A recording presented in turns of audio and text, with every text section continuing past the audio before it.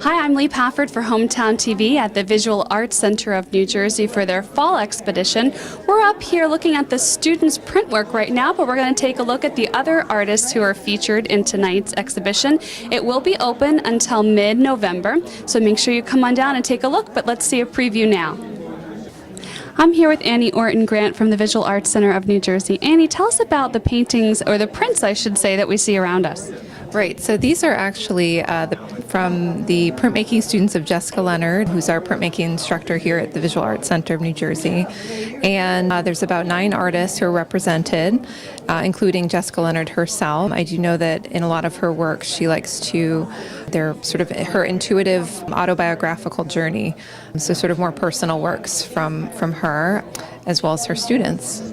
Judith Braun is the artist of the piece you see behind us. Judith, tell us about this piece. Well, I work on the pieces like site-specifically.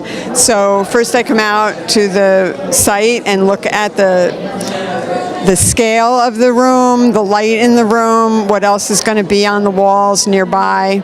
And then I take measurements and take pictures and start thinking and visualizing what I'm going to do. But all my wall pieces are done with my fingers dipped in charcoal. So I just bring out a tray with charcoal powder and myself and start working. So I'm sort of the drawing tool. In a way, it's like building up a repertoire of different kinds of marks, different kinds of shapes, patterns, movements, gestures, and then each one I use and build on.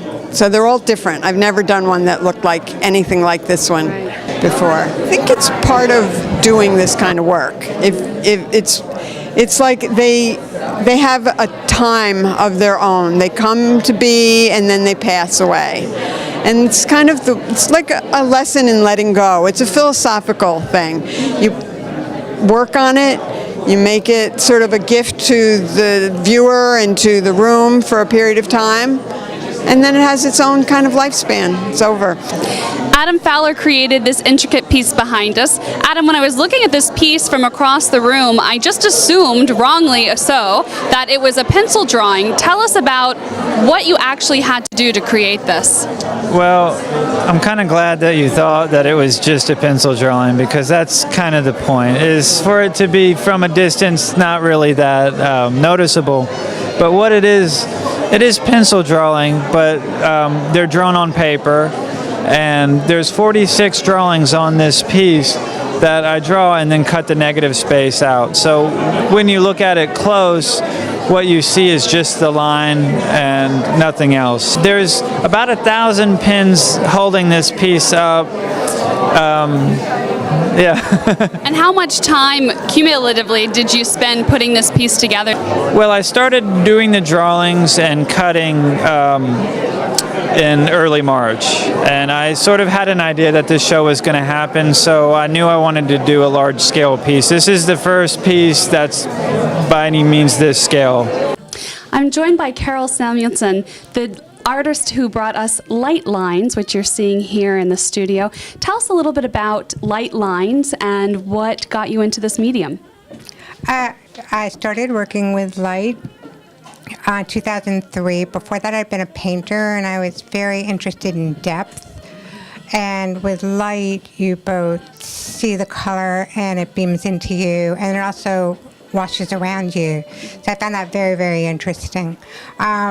Because of the industrial nature of the material, my work for the first several years was geometric, and therefore it was all very linear.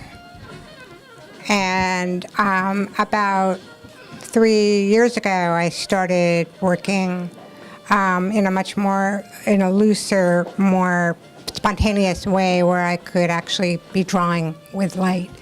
Joan Pambukis, who put together the installation Felix and the Meteor. Felix, tell us about Felix. So Felix is a daredevil.